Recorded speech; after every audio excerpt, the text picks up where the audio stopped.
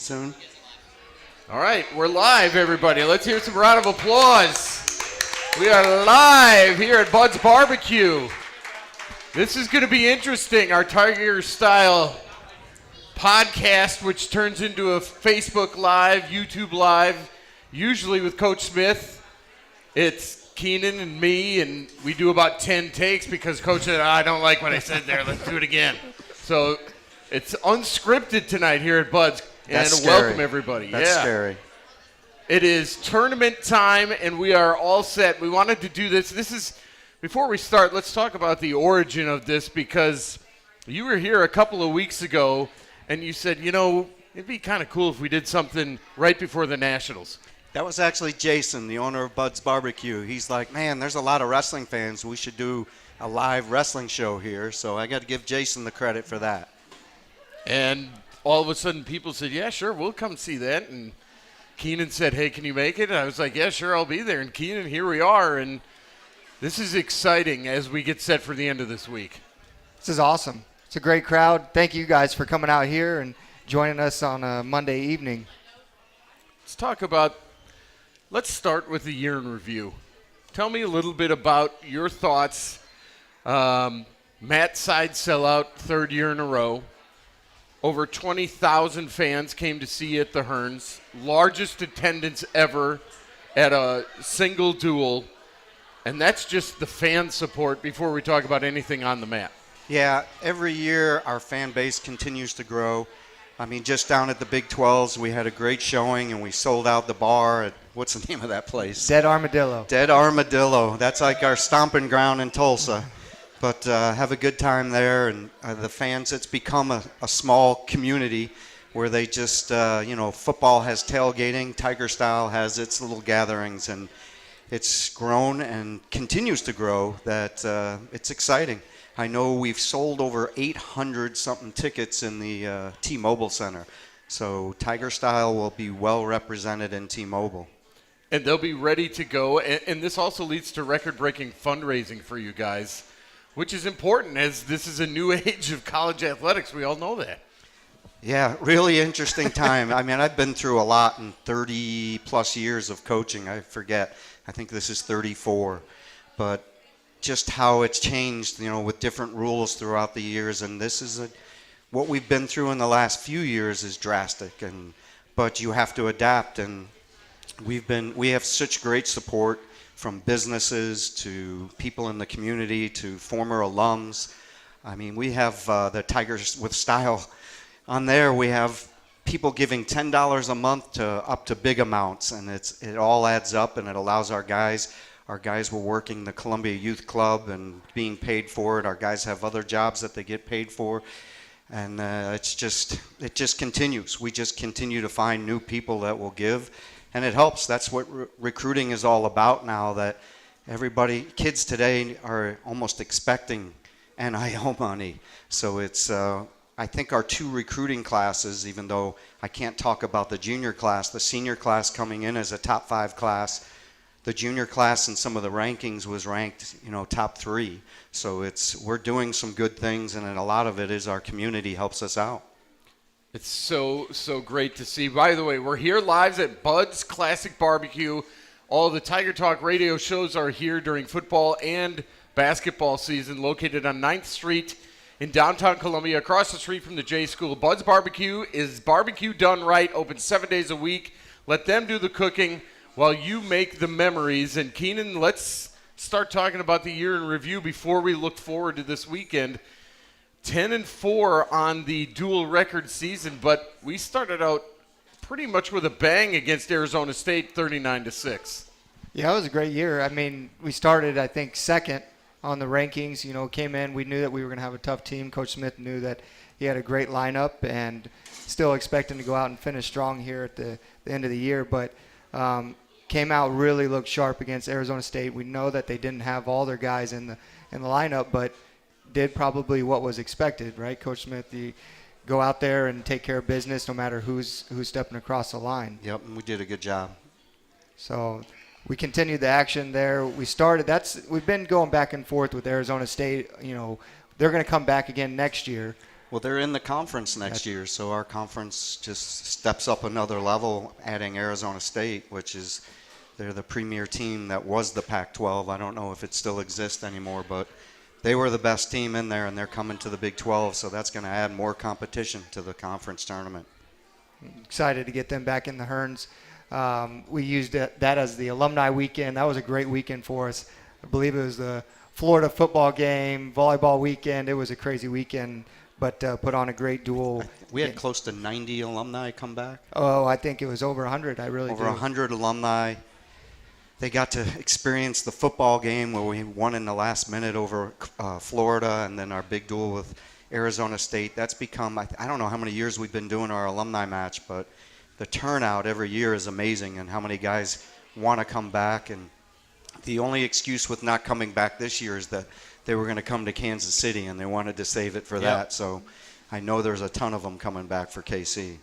You know, we should tell you, if you have a question, you can put it on Facebook, you can put it on YouTube, and we'll get it for Coach Smith as we continue on here tonight. As you look at some of the scores and you go down, to me, the best duel of the year was Stanford when you went out there 39-0. I can't remember if that was right after Christmas or right before Christmas, but that was a special trip, wasn't it? Yeah, it was the first week of January, and they had just come off winning the Southern Scuffle, and everything was clicking that day. We were healthy, guys were feeling good, and it just all happened. And then from there, we went to West Virginia and looked good in the West Virginia match, but then had an injury in the West Virginia match and didn't have somebody. It was Geoffrey in the lineup against Cornell, and lost a tough one there.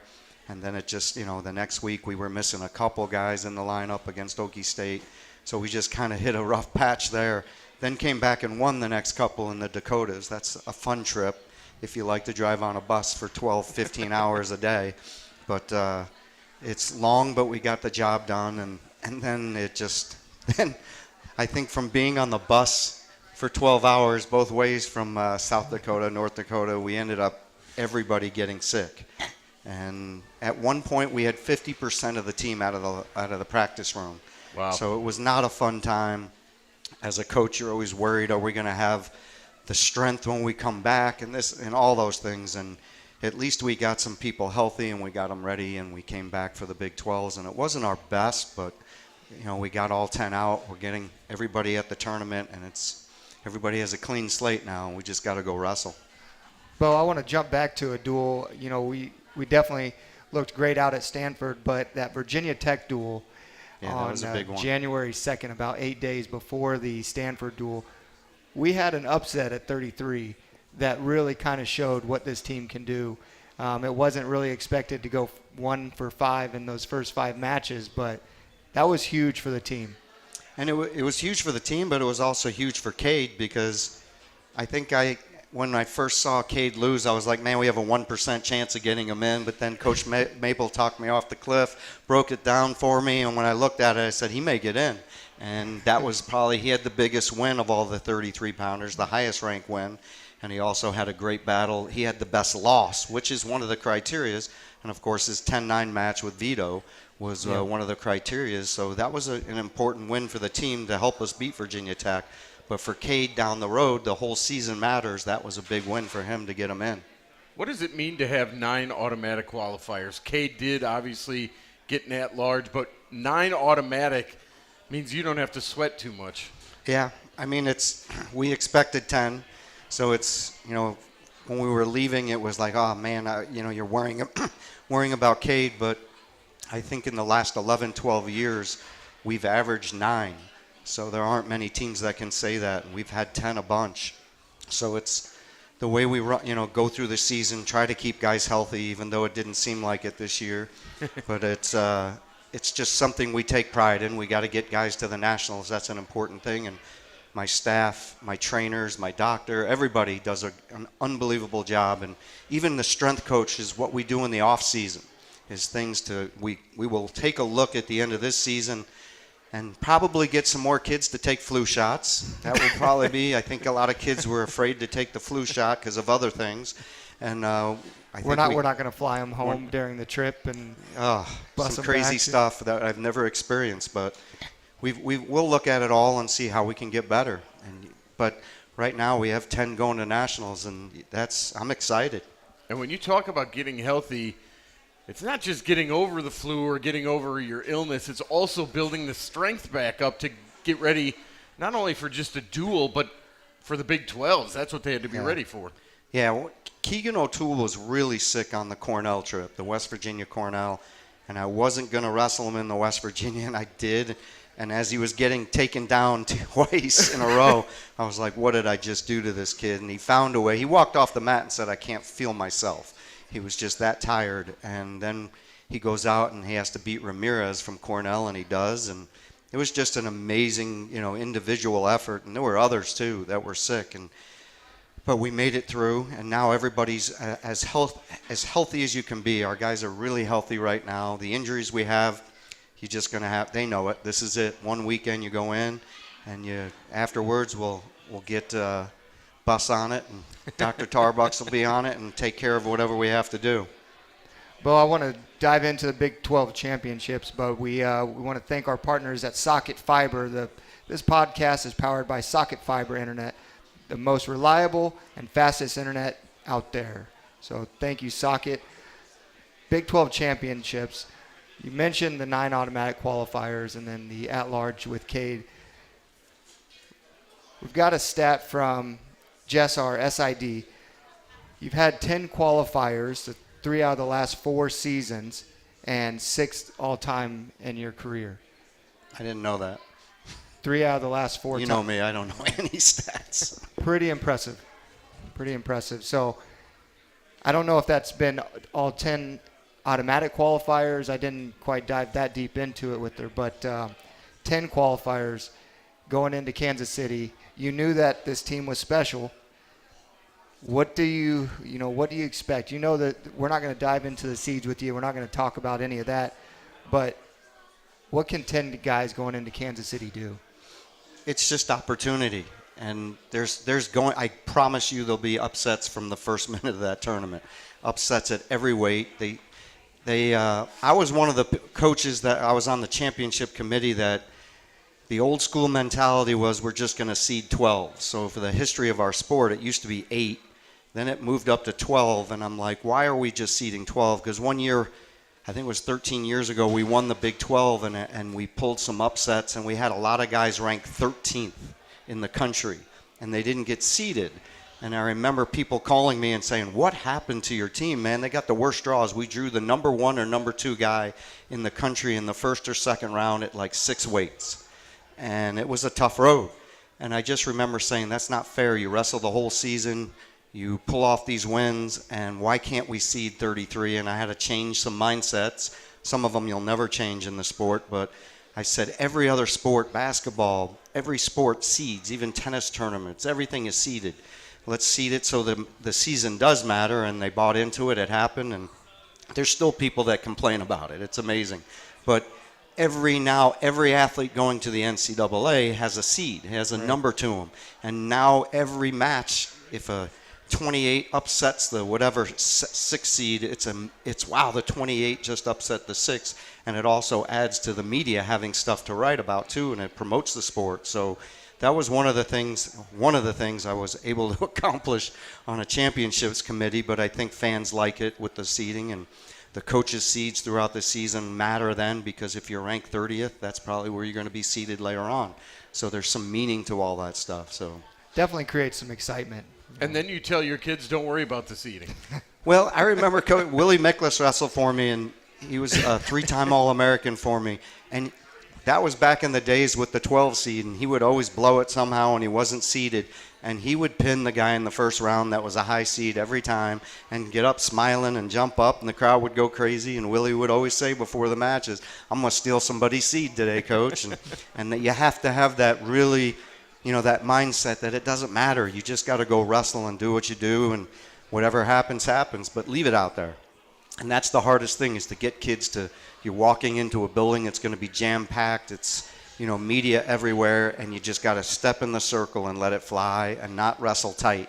And I feel like this team has that ability to wrestle loose. I was watching Cade Moore today, and that kid wrestles loose. If he wrestles that way like he was in practice today, he's going to pull off upsets. There's no doubt about it. More than one. Yeah. How's practice going these days, this Good. past week? Really good. The mindset's awesome. They're working really hard. The focus is amazing. They're excited about it. We have 9 of the 10 guys have been to the national tournament. Cade's the only rookie, so it's just really neat that we're bringing guys that have been there 3, 4. Yeah. I think Brock's been there 4 times. This is his 5th trip, I think it is, and same with I think Mako and all those guys. They've been there a bunch of times, so they know what to expect, how we're going to travel. We don't change anything throughout the year. We always have a room where the food's going to be. We eat as a team. We never go out. It's just everything is routine, and they relax. We have meetings. We do some cool things the night before Big 12s and the night before NCAAs where we make some videos and do some things for them. So they're always excited about what's on the plate and what's going to be on there. This year I won't tell you what it is because they'll know. Some of them may actually be watching. But it's really neat what we got made up with the media staff did for us. I got a sneak peek today. Did you? It's gonna be pretty cool sweet. stuff that we do, and it's just, and those are the things fans don't see, but the special bonds that we have in our meetings and how close this team is. We've been together, a lot of us, 5, 6 years. I think, is Brock 7 years? Oh, good. I don't even know. There's a few of them that have been here forever. So 6 years that we've been together for so long, and a lot of these kids I knew them growing up. Like the Elam brothers, I knew them when they were 4 and 5 years old growing up. So I remember when I was in the, I forget where we were, somewhere in the Grand Canyon or something, and I was coming out, and my phone started to bing crazy, and it was where the NCAAs were going to be. And of course I saw Kansas City on there, and I saw the year, and I had to start thinking with COVID and all that, and Rocky and Zach because he yelled and screamed at me, and I redshirted him the year we lost the NCAAs, and I redshirted Zach that year, and now he thanks me and hugs me.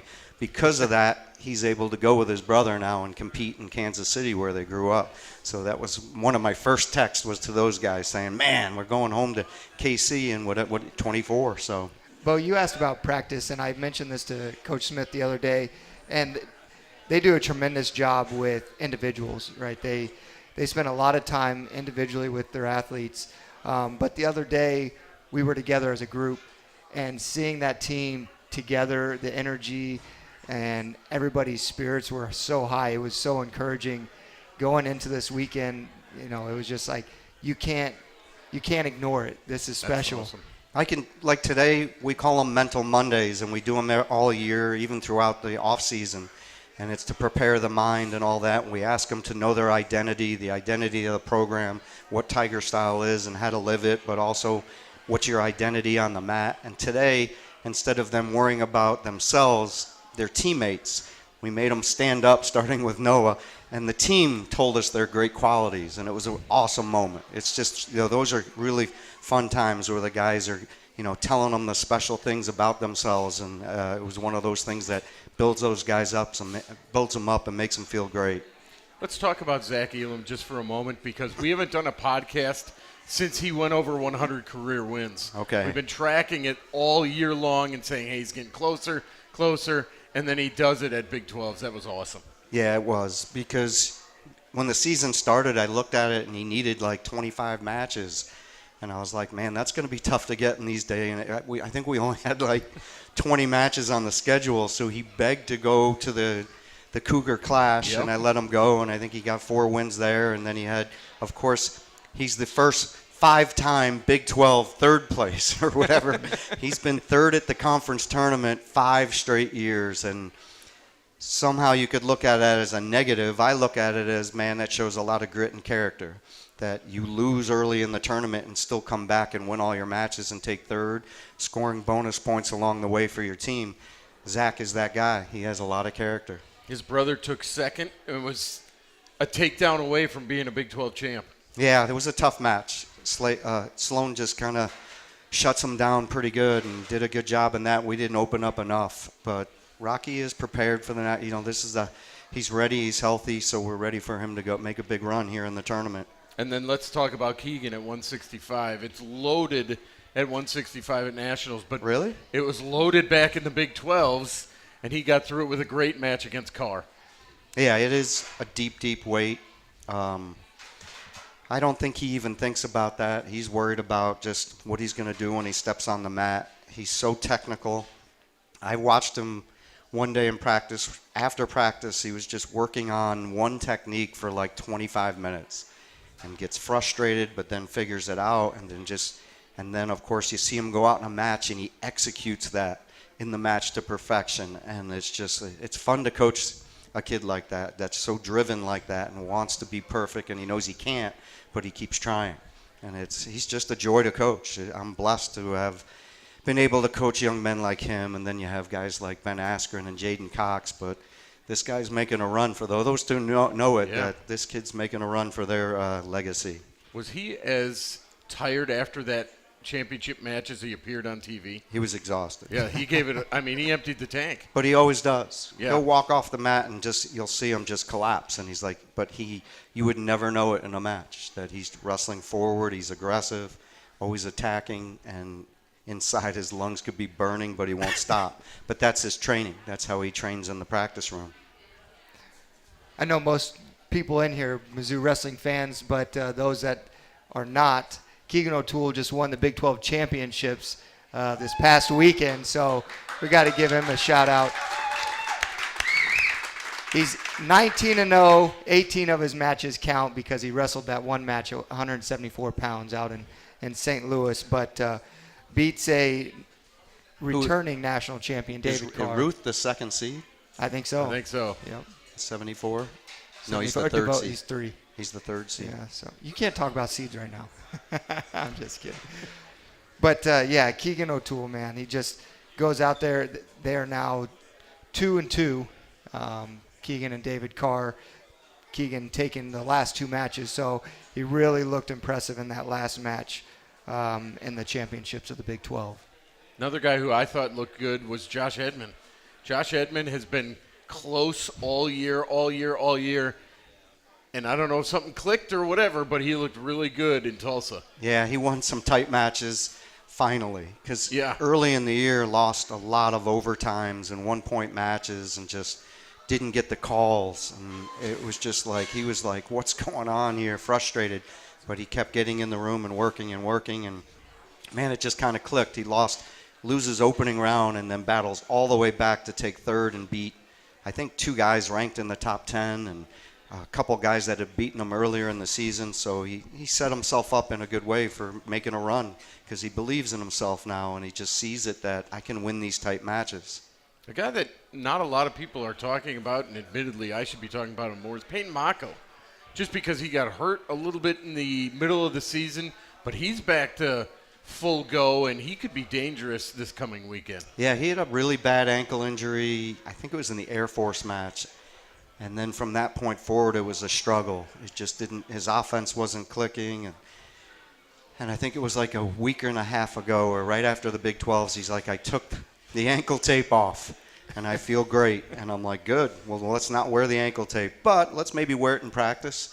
But since then, all this week and a half of practice has been his best couple weeks of practice. So really exciting. Is Noah Certain taking off the neck brace, or is that Never. going with? Never. Yeah, I thought It's part of him. He's set up for big things, isn't he, at 125?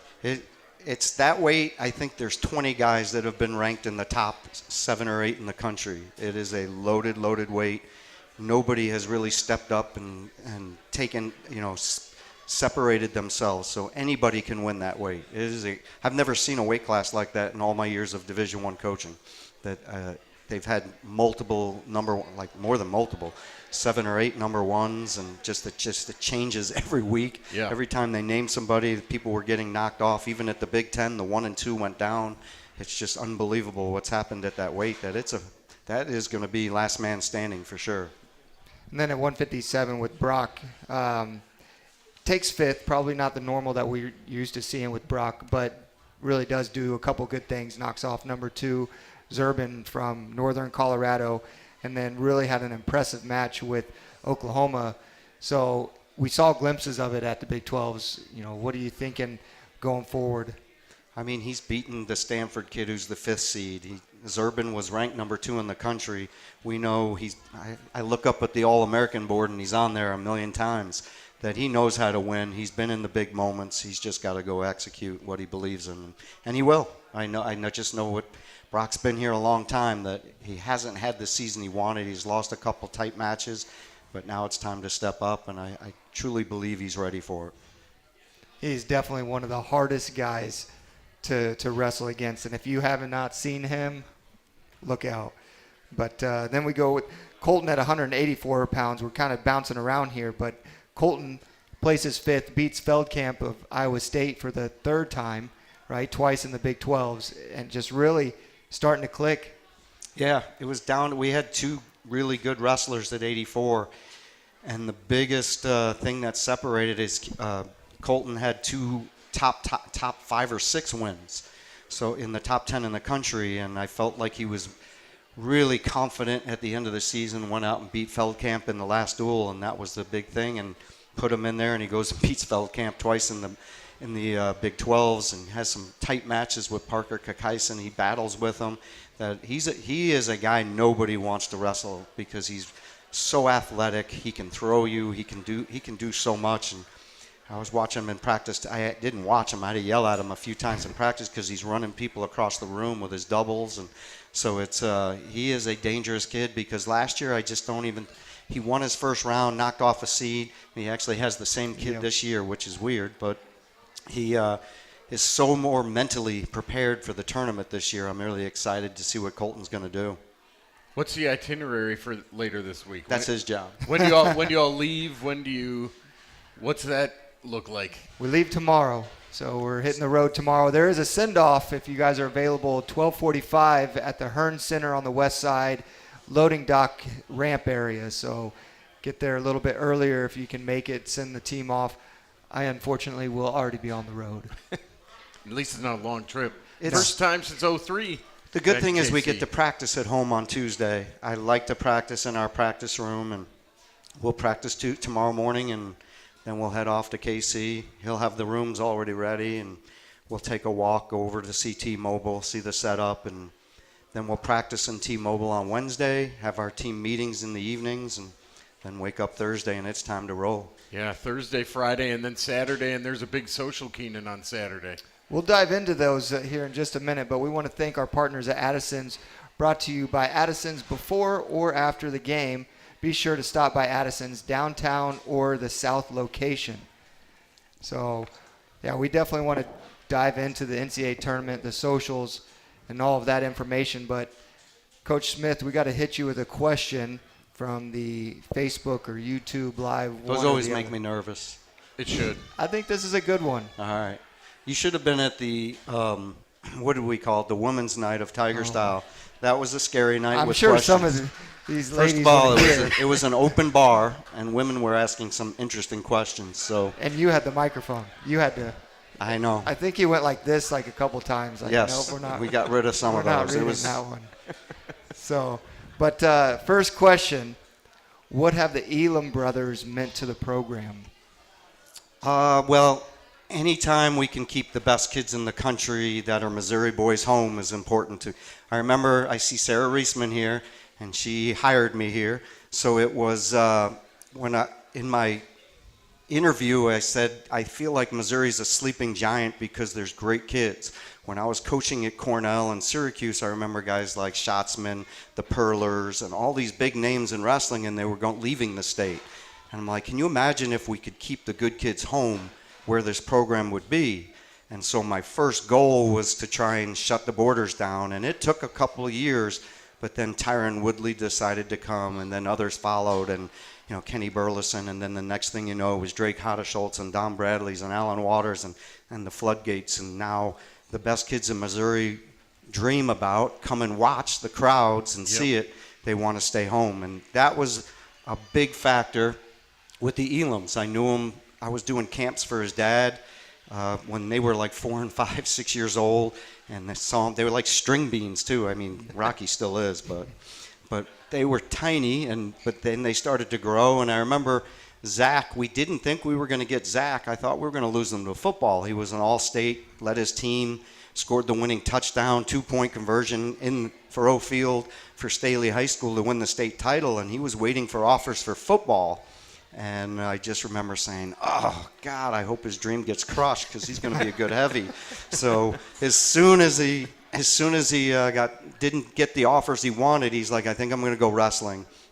And he took a visit to Okie State, but it all came down to the relationship we had, and he stayed home, and I'm glad because we have a very, very close relation. I've been running his individual drills forever. I'm the smallest coach probably, but I've been doing his drills forever, and then we got Dom to come on board to come back and help coach him. So it's just been a great experience. And then, of course, I remember Coach Todd was trying to steal Rocky to Purdue, so I let him waste his time. So I just told Rocky to lead him on and let Coach Todd keep wasting his time. But the cool thing about it is Coach Todd then came to Mizzou, so he did a good job recruiting. He ended up here and got to coach him. But having them in the program is, they were just great wrestlers. They've both been on world teams. Rocky's been a world gold. Zach was a world silver medalist his freshman year. So, I mean, just the talent that they bring and the way they represent themselves throughout the state, doing clinics for youth kids constantly and living it right, both of them. I think Zach has got a real estate and everything kind of degree. So, and I don't know what Rocky's in. I don't even know what he's in. I should. But they're both really great kids. So I'm just glad they made that decision. And their family's awesome, too. They're at everything. I'm going to give you one more kind of along the same lines, and you've already touched on some of the individuals that have been in the program, but question is, how do you feel about locking down in-state talent while trying to reach across the country? Well, we have Missouri North. Missouri North is, some people call it Wisconsin, but we call it Missouri North. And every year we're going to tap into this academy that's up there. You might know it, but there's this academy called the Askren Wrestling Academy, and they are kicking out some of the best talent in the country. It's the #1 club in the country now with the kids. They have so many #1 kids now. And Penn State gets kids, Northern Iowa's everybody's tapping in. They discovered our little whatever you want. Jewel. Yes. But we continue. Aiden Sinclair, #1 kid in the country, will be a freshman next year, is something special. He turned down some high-level academic institutions. I think he was close to a perfect score on the ACT, but I told him Tiger Style is going to take him further in life. So that was the sales pitch I used. But we continue, and then we have Jake Stoffel coming.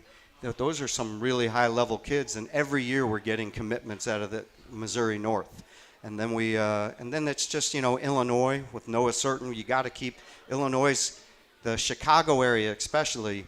Chicago is one of the highest percentage of out-of-state cities that comes to the Mizzou. So when I was driving through neighborhoods to do home visits, I'd see Mizzou bumper stickers, and I'd be hitting like Maple or somebody going, look at that, man. The neighbors got Mizzou stickers, and there's Mizzou everywhere in the Chicago area. And so that's a great wrestling area. So if you can build the relationships in these areas, which is great wrestling, and now we've tapped into Oklahoma, and we've gotten a bunch. We got 2 kids coming next year to add to Cam Steed, who's already in the room, that are high-level kids, a 4-timer and a 3-timer. And one of them, Jace, his dad was a 3-time All-American at Oklahoma State. So it came down to us in Okie State, and we pulled it off and stole one from John. So it's but people are.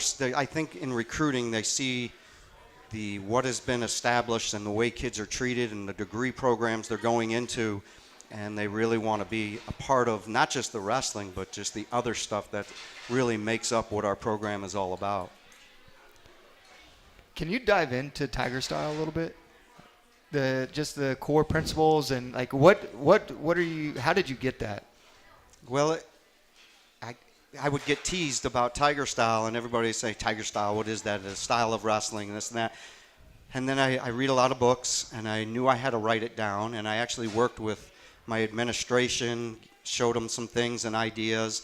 Of course, I have a lot of my foundation is from my dad, who was a coach forever, who was a football coach. So a lot of my philosophy comes from him, but then I had to make it my own, and I had to write it down. And I was reading a book by Pete Carroll, and he talked about how he was not successful in his career till he finally wrote down what his philosophy is. And once he started to write it, and I mean, you saw what he did at USC in Seattle and had an unbelievable career. It took off, and it was like, man, I need to do this. So I started to write it down. And now when we're recruiting, kids will get, it starts with the first recruiting call is about believe.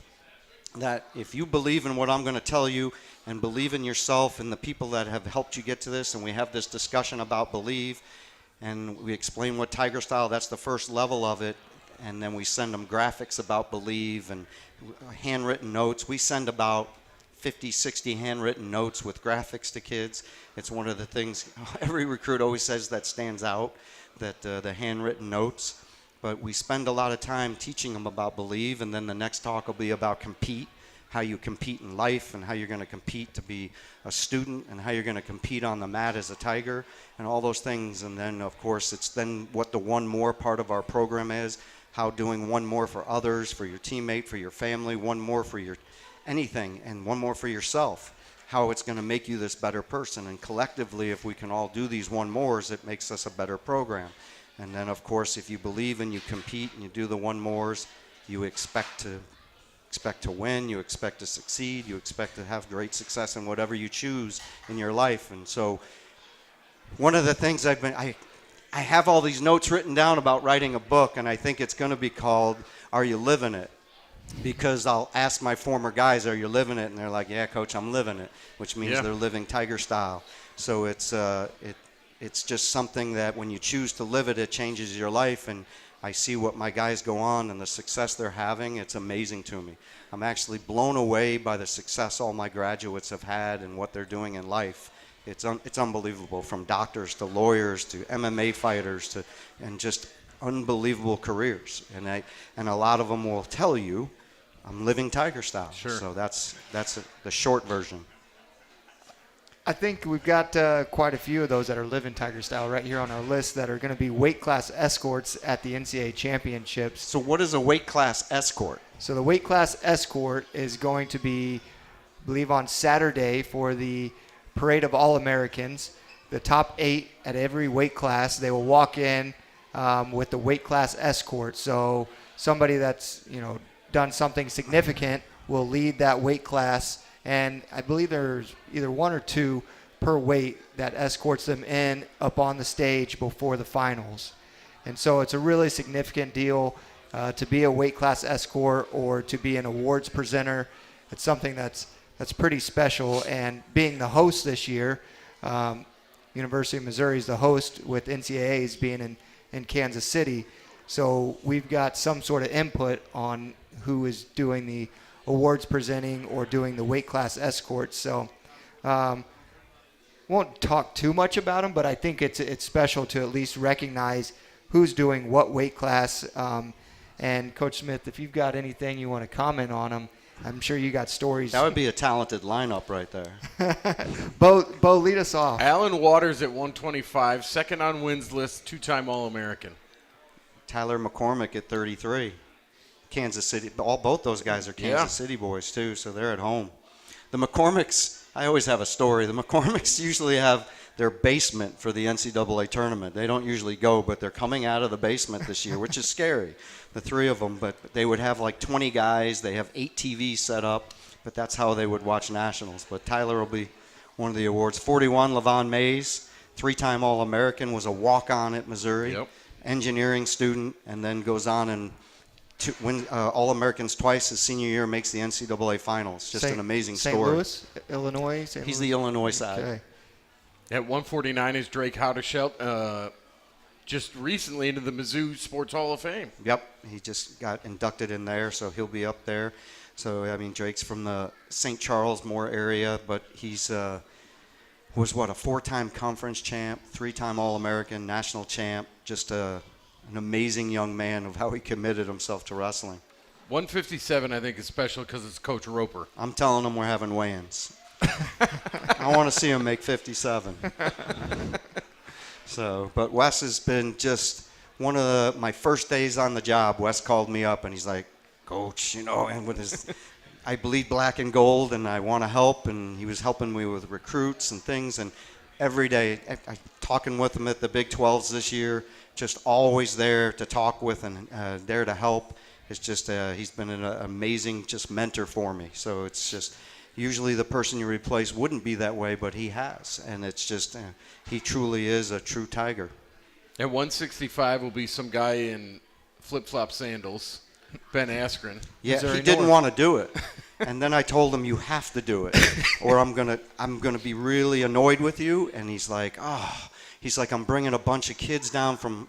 I said, so you're the only one watching those kids? I was a little concerned. He's like, no, all their parents are coming. I'm like, so you can do it. He's like, do I have to dress up?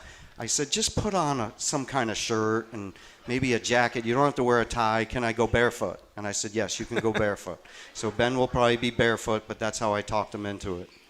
174 is Daniel Lewis, 4-time conference champ, 4-time All-American. Daniel had one of the quietest, unbelievable careers at the University of Missouri. I mean, he was another engineering. He's killing it, and he's a high-level executive for a company up in close to, I think it's in South Bend, and just crushing it. And he sends me notes all the time, Coach, I'm just crushing it, and I'm living it. And but 4-time All-American. I think he was in the semifinals three or four times, and just had an amazing career, an amazing young man. Just it doesn't surprise me that he's killing it in the real world, but he's special. Another Blue Springs, so he's from that area. John Ernestine will be at 184. Yep. Another All-American. He's probably up there now, John. He cut a lot of weight to make 33 for us, and he was a kid that just kind of came in on a small scholarship.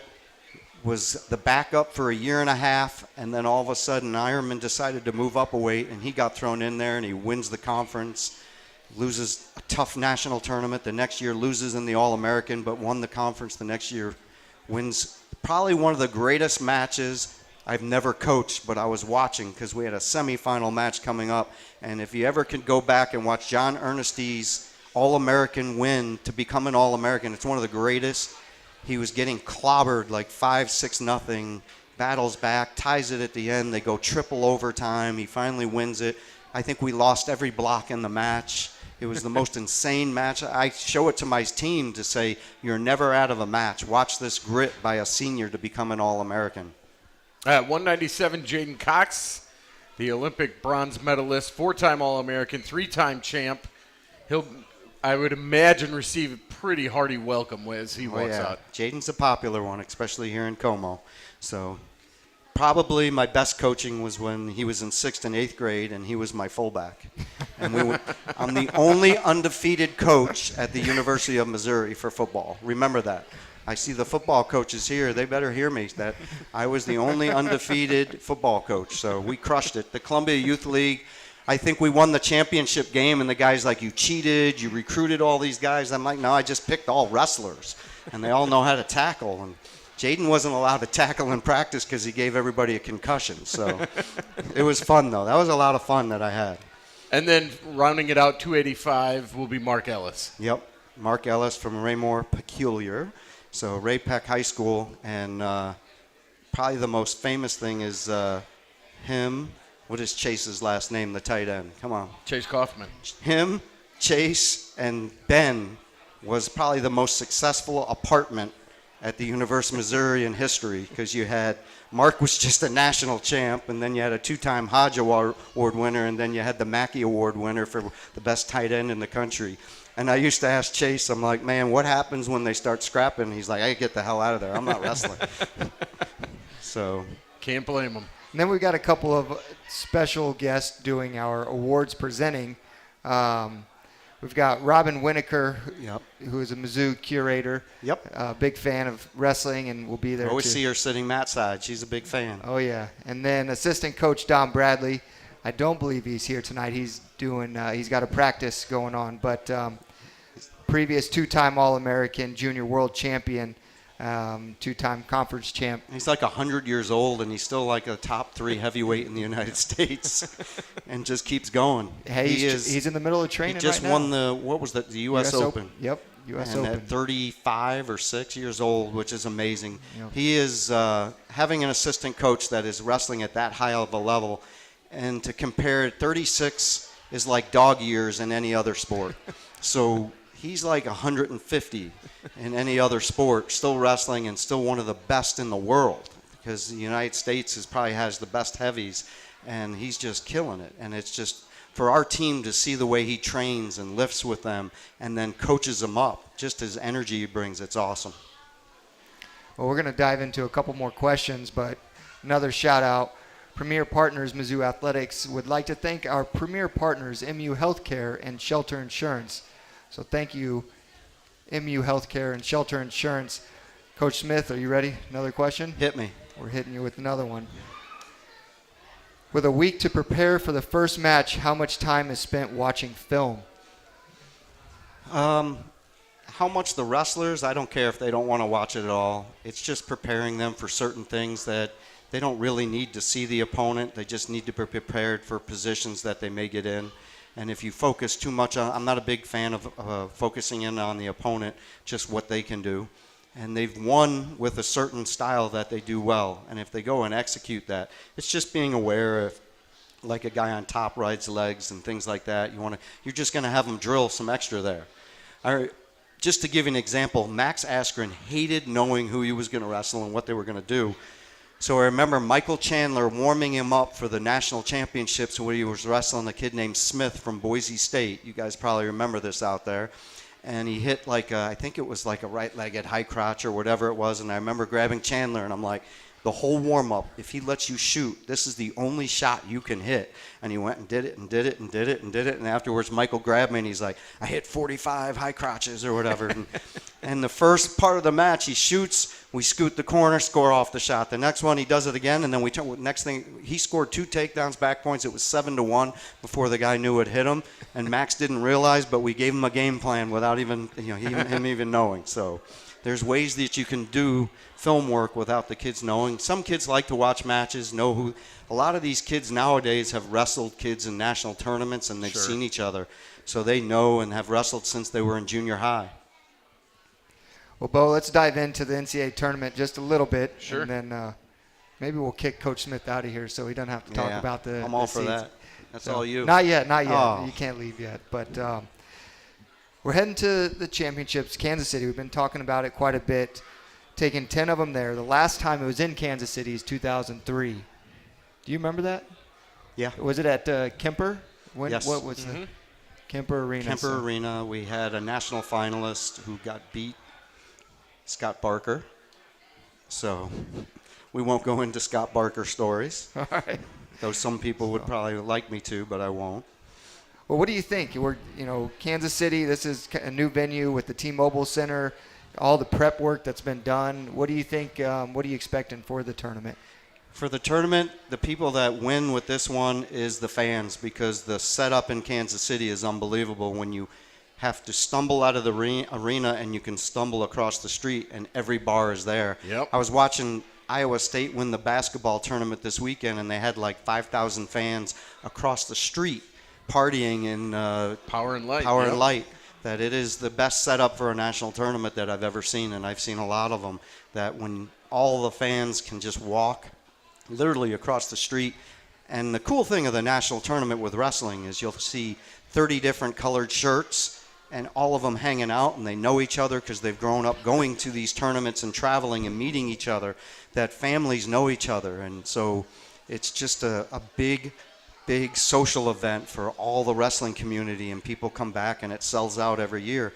So it is one of the bigger social events in NCAA's, because the fans show up Wednesday night and they leave Sunday, and the cities love it. I've been on the championship committee. When I was doing a bid process, over 65 cities bid for the NCAA wrestling because they know what other event's going to bring people in for 5 nights, and they're going to drink and eat like there's no tomorrow, and they're going to have fun, and it's a great crowd. And they're all very loyal fans. That's the best part. Yeah, there's people that have been coming forever. When I look up in the stands, I'll see guys that I coached against and when I was a high school coach in Florida, and they'll be texting me and screaming at me and wanting me to hang out with them. And I'm like, this is not my social hour this weekend. This is my busiest weekend of the year. So, but it's a special time because everybody comes back and enjoys each other. Do you have any extra duties this weekend just because you're the host, or you just say, let's go, I'm going to wrestle? I don't do anything else but just coach and get our guys prepared. Okay. But our staff has done a lot. Our staff has done a lot with preparing and having all these little jobs, and a lot of things. The National Wrestling Tournament is probably one of the harder tournaments to run because it's 8 mats of table workers and then video review people to referees to how many different, 60 different, I think it's 60 plus different schools represented. It's a lot of work that goes into it. It's not just you set up a floor and they go 2 teams play a game. It's a 10, 12-hour day of matches. It's in between what's going on. It's a great event, but it's a tough event to run.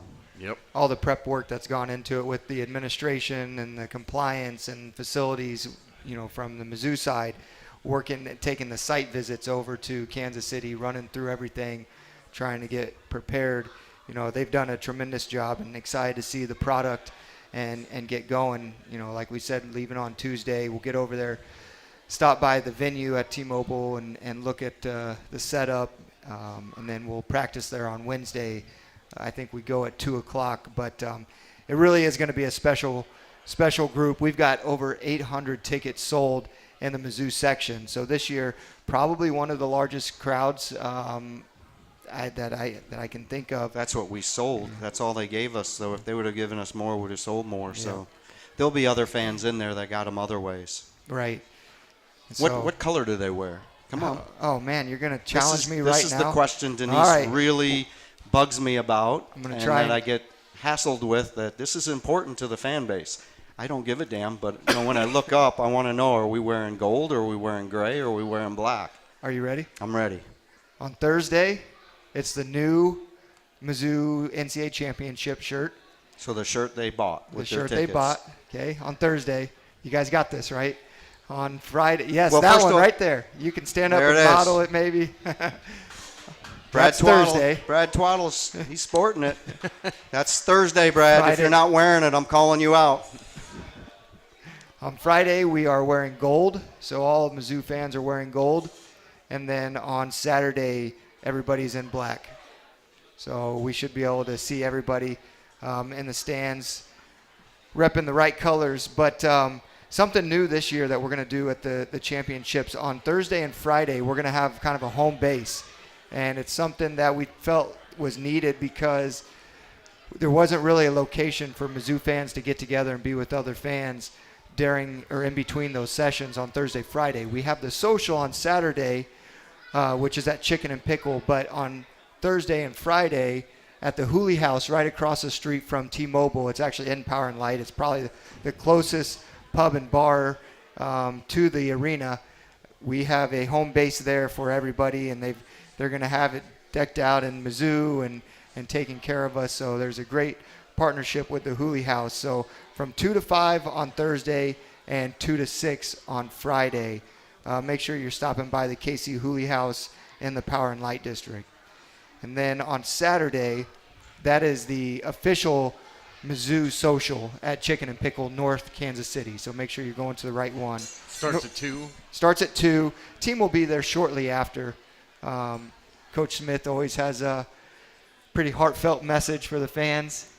Try not to get them going right now. But Chicken and Pickle, there's games, there's drinks. This year we are going to have you register, which if you've seen your emails blowing up today, sorry about that, by the way. But we've got registration. You'll get a drink ticket. There's some food there. So Saturday social, Chicken and Pickle. Make sure that you're there. See the team and Coach Smith and staff. So, Bo? It's been about an hour. That's good enough for you, isn't it? So we don't have to talk about the matches. I mean, you're not going to talk about them anyway, so. They're all tough. We're all ready for them. You don't want to talk about seeds? So it's going to be a great tournament, and we've got several people wishing good luck online. So thank you to those that are watching. We got a few more people to thank here. We want to thank our partners at Shelter Insurance.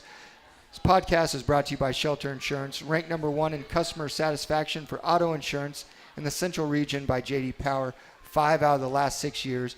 We're your shield. We're your shelter. So thank you, Shelter Insurance. Bo? Hey, another shout out is to all of you out here. That's Thank what I you. was about to say. Our Thanks fans for are showing awesome. Up. Yeah. Kind of threw this together last minute, but it's I cool. always say this, that when Denise and I came here and we were having matches on the track, think about that, matches on the Hearns track. And there would be, I would know everybody by first name because there would be 45 to 50 people at the matches, and how we would then sneak people in the black and gold room up on the hill there, and Denise would be having tailgates there. It's beyond the years that I can get fired now. And we'd sneak our neighbors, and then it grew to other fans, and then this thing started, and now it's become this mat side event, and we're going to expand it and make it better for next year because everybody wants to be a part of it, so we're trying to figure out how to make it bigger. But it's amazing. We averaged over 3,000 people a dual meet this past year, which when I think back to the days of 45, 50 people, this is a testament to all the great young men and coaches that have put the time in, and the trainers and the doctors and everybody that it is, but a fan base that really respects of what's going on in the fourth floor. We call it the penthouse. There's a lot of good things going on up there, not just wrestling. There's a lot of great young men that I know people have become close with and want to cheer for and make Missouri proud. So thank you to all our fan base for making it a special season. And we'll have, after the season, we'll start preparing because we have a great home schedule next year too. Not to steal Larry's thunder, but at the Big 12s, quick fact, this is the 100th year of the Mizzou Wrestling program, not consecutively, but the 100th year for Mizzou Wrestling. So pretty special year. Didn't even really realize it until he said that down at the Dead Armadillo in Tulsa, Oklahoma. So we want to thank our partners at Raceline. Raceline Alternative Energy is working for a better future in rural Missouri. They are working to restore millions of acres of native prairie plants, which can be harvested to produce highly valuable clean energy called Prairie Power. Visit them online at racelinealternativeenergy.com. Before we close this thing out, Coach Smith, anything to add? Anything else? We thanked our fans. Thank you again. As always, we can't wait to see you in Kansas City. Team's ready. You're ready. I think one of the things I always tell the guys when we do some of our mental things and I have them lay down, close their eyes, and I think the one that always makes them smile, I said, you just won the match and you hear this cheer. Yeah. M-I-Z. That's it. And that's what they picture in their mind, getting their arm raised and hearing that cheer in T-Mobile. And that will be loud. It will be loud. In T-Mobile. I'm going to give our last sponsor a shout out, and then we're going to close it out with a real loud M-I-Z. So we want to thank Addison's, brought to you by Addison's. Before or after the game, be sure to stop by Addison's downtown or the south location. M-I-Z. Thanks for watching, everybody.